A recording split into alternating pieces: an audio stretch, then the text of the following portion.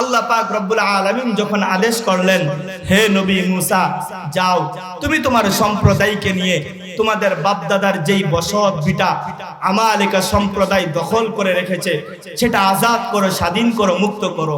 আল্লাহর নবী হযরতে মুসা আলাইহিস সালাতু ওয়াস সালাম তার জাতির নিকটে গিয়ে বলল, হে আমার জাতি বনি ইসরাইল, আল্লাহ পাক রব্বুল আলামিনের আদেশ আমরা যেন আমাদের বাপদাদার যেই বসত ভিটা কওমে আমালিকার হাত থেকে আজাদ করি, স্বাধীন করি, মুক্ত করি। আসো তোমরা তাদের থেকে আমরা আমাদের বাপদাদার বসত ভিটা আজাদ করব, স্বাধীন করব, মুক্ত করব। আল্লাহর নবী হযরতে মুসা নবী যখন এই কথা বললেন, তখন তার উম্মত বনি ইসরাইল কি জবাব দিল? ইযহাব আনতা ওয়া রাব্বুকা ফাকাতিলা ইন্না হাউনা কাঈদুন। হে নবী মুসা, যাও তুমি আর তোমার আল্লাহ গিয়ে উদ্ধার করো, আমরা তোমার সাথে নাই। পড়ুন নাউযুবিল্লাহ। মুসা নবী জিজ্ঞাসা করলো, কিসের জন্য নাই তোমরা আমার সাথে? তখন তারা জবাব দিল, কারণ কওমে আমালিকা এমন এক দুর্দর্শ জাতি, কওমে আমালিকা এমন এক দুর্দর্শ জাতি, তাদের সাথে লড়াই করে আমরা টিকতে পারবো না, তাদের সাথে আমরা যুদ্ধ করে পেরে উঠবো না। এজন্যই যাও তুমি আর তোমার আল্লাহ গিয়ে লড়াই করো, আমরা তোমার সাথে নাই। পড়ুন নাউযুবিল্লাহ। এটা হলো এক প্রকার ভালোবাসা, যে নবী মিষ্টি খাওয়া লাগে আসি, নবী মিষ্টি, ফিন্নি, জিলাপি, আমিত্তি আর খিচুড়ি খাওয়া লাগবে আসি আপনার সাথে। ইসলামের যেই মধুর মধুর যে জিনিসগুলো সেগুলো পালন করতে রাজি, হ্যাঁ, আর কিন্তু কষ্ট যদি করতে হয়, আঘাত যদি সহ্য করতে হয়, কষ্টের কাজ যদি আসে তাহলে সেটা আমরা করতে রাজি না। এটা হলো এক প্রকার ভালোবাসা, যে নবী আপনার জন্য সব করতে রাজি, কিন্তু কাদিয়ানীরা আপনার বিরুদ্ধে কথা বলবে, তাদের ব্যাপারে আমি প্রতিবাদ করতে রাজি নাই। এটা হলো এক প্রকার ভালোবাসা। দ্বিতীয় আরেকটা ভালোবাসা হলো সাহাবী পদ্ধতি। আল্লাহু আকবার, আল্লাহু আকবার। সাহাবীরা রাসূলকে কেমন ভাবে ভালোবাসতেন, সাহাবীরা রাসূলকে কেমন ভাবে মহব্বত করতেন। আজকে আমার আপনার মধ্যে রাসূলের ভালোবাসা নাই, আজকে আমরা রাসূলকে ভালোবাসার মতো ভালোবাসতে পারি না। সাহাবীরা রাসূলকে ভালোবাসার মতো ভালোবাসতে পারতেন, রাসূলকে ভালোবাসার মতো ভালোবাসতেন। এজন্যই তো সাহাবীরা সফল কাম হয়ে গেছেন।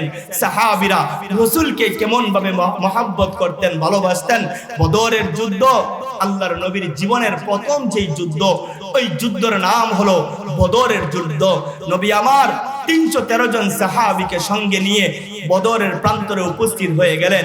চেয়ে দেখলেন কুফফার শক্তি 1000-এরও বেশি, পক্ষান্তরে মুসলমান মাত্র 313 জন, যারা নিরন্ন নিরস্ত্র, যাদের কোনো ঢাল নাই, যাদের কোনো তরবারি নাই, যাদের কোনো লৌহ বর্ম নাই।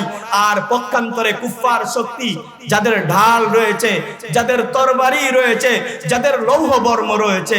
আল্লাহর নবী টেনশনের মধ্যে পড়ে গেলেন, নবী আমার চিন্তার মধ্যে পড়ে গেলেন। আরে কুফফার শক্তি যদি আমার উপর আক্রমণ করে, জানি না আমার সাহাবীরা আমার সঙ্গে কেমন আচার ব্যবহার করে, আমি জানি না আমার সাহাবীরা আমার সঙ্গে কি ব্যবহার করে। মুসা নবীর মতো নবীকে রেখে উম্মত পালাইবে নাকি নবীর সঙ্গে থাকবে, এই চিন্তায় আমার নবীর চেহারাটা মলিন হয়েছিল। হাদিসের কিতাবের মধ্যে আছে রাসূলের চেহারাটা কালো হয়েছিল। রাসূলুল্লাহ সাল্লাল্লাহু আলাইহি ওয়াসাল্লাম এই চিন্তায় সমস্ত সাহাবীদেরকে ডাক দিয়ে বললেন, হে আমার প্রিয় সাহাবীরা, উশিরু আলাইয়া ইয়া আইয়ুহান নাস, হে আমার প্রাণের সাহাবীরা, তোমরা আমাকে বলো দেখি আজকে আমার কি করা উচিত হবে। আল্লাহর নবী মলিন করে চেহারাটা মায়াবী কণ্ঠে সাহাবীদেরকে সম্বোধন করে বলতেছিলেন, হে আমার প্রাণের সাহাবীরা, তোমরা আমাকে বলো দেখি আজকে আমার কি করা উচিত হবে। আল্লাহর নবীর যখন এই মলিন চেহারা রাসূলের এক আশিক দেখলেন, ওই আশিকের নাম ছিল হযরতে মিকদাদ ইবনে আসওয়াদ রাদিয়াল্লাহু তাআলা আনহু। যখন দেখলেন সরকারে দু আলম নবী চিন্তাগ্রস্ত, যখন চেয়ে দেখলেন সরকারে দু আলম নবীর চেহারাটা মলিন হয়ে আছে, সঙ্গে সঙ্গে হযরতে মিকদাদ ইবনে আসওয়াদ রাদিয়াল্লাহু তাআলা আনহু দাঁড়ায় গেলেন এবং চিৎকার দিয়ে বললেন, আল্লাহ ওয়াল্লাহ লা নাকুলু লাকা কামা ক্বালাত বনু ইসরাঈল লিমূসা। নবী আল্লাহর জাত ও ইজ্জতের কসম, আমরা আপনাকে তেমনটা বলবো না যেমনটা বনি ইসরাইল তাদের নবী হযরতে মূসা নবীকে বলেছে। নবী, আমরা আপনাকে তেমনটা বলবো না, বরঞ্চ নবী আমাদের বক্তব্য শুনুন। ইযহাব আনতা ওয়া রাব্বুকা ফাকাতিলা ইন্না মাআকুমা মুকাতিলুন। নবী আপনি সামনের দিকে অগ্রসর হন, নবী আপনি সামনের দিকে অগ্রসর হন। ওয়ালাকিন্না নুকাতিলু আন ইয়ামিনিক। নবী আপনি টেনশন করিয়েন না, কাফেরদের ঢাল রয়েছে, তরবারি রয়েছে, লৌহ বর্ম রয়েছে, তারা সংখ্যায় বেশি। নবী আপনি টেনশন করিয়েন না। ওয়ালাকিন্না নুকাতিলু আন ইয়ামিনিক। নবী আমরা আপনার ডানে থেকে যুদ্ধ করব। ওয়া আন শিমালিক। নবী আমরা আপনার বামে থেকে যুদ্ধ করব। ওয়া আন আমামিক। আমরা আপনার সামনে থেকে যুদ্ধ করব। ওয়া আন খালফিক। আমরা আপনার পিছন থেকে যুদ্ধ করব। নবী ওয়াল্লাহি আমাদের একজন সাহাবী যতক্ষণ পর্যন্ত জিন্দা থাকবে, আমাদের একজন সাহাবীর শরীরে যতক্ষণ পর্যন্ত এক ফোঁটা রক্ত থাকবে, নবী আপনার শরীরে আমরা একটা ফুলের টুকা পর্যন্ত লাগতে দিব। নবী আমরা আপনার জন্য জীবন দিতে প্রস্তুত। নবী আমরা আপনার জন্য আমাদের বাবা মাকে সন্তান হারা করতে প্রস্তুত। নবী আপনার ভালোবাসায় আমরা আমাদের স্ত্রীদেরকে বিধবা করতে প্রস্তুত। নবী আপনার ভালোবাসায় আমরা যা যা করার প্রয়োজন আমরা সব করতে প্রস্তুত। কিন্তু নবী আমরা একজন সাহাবী জিন্দা থাকবো, আমাদের একজন সাহাবী জীবিত থাকবে, আর আপনার শরীরে আঘাত লাগবে, এটা আমরা করছেন কেন বরদাস্ত করব? মুহতারাম হাজিরিন, সাহাবীরা শুধুমাত্র বলছেন না না না, কাজেও তিনারা সেটাকে বাস্তবায়ন করেছেন। আমরা তো শুধুমাত্র বলি রসুলকে ভালোবাসি, রসুলের জন্য এই করেঙ্গে সেই করেঙ্গে, অথচ কাজের বেলা পাওয়া যায় না, কাজের বেলায় দেখা যায় না। কিন্তু না, সাহাবীরা বলছেন, কাজেও সেটাকে বাস্তবায়ন করেছেন। আল্লাহর নবী সরকার দো আলম নবী উহুদের যুদ্ধ, নবী আমার কাফেরদের বেষ্টনীর মধ্যে পড়ে গেলেন। কুফার শক্তি রসুলকে হত্যা করে ফেলবে, চতুর্দিক থেকে তীর আর বর্ষাগুলো রসুলের দিকে তাক করে বসে আছে যে আল্লাহর নবীকে দুনিয়া থেকে শেষ করে ফেলবে, নবীকে কতল করে ফেলবে। আল্লাহু আকবার, আল্লাহু আকবার। আল্লাহর নবীর এমন একটা অবস্থা যে চতুর্দিক থেকে রসুলকে মারার জন্য কাফেররা রসুলকে গ্রেফতার করে ফেললো, বেষ্টনী দিয়ে ফেললো, আল্লাহর নবীকে হত্যা করে ফেলবে, শেষ করে ফেলবে।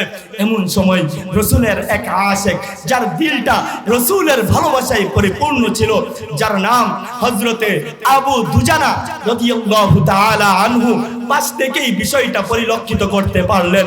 আরে আরে কুফার শক্তি তো আমার রসুলকে জানে মেরে ফেলবে, তারা তো আমার রসুলকে জানে শেষ করে দিবে, তারা তো আমার রসুলকে হত্যা করে ফেলবে।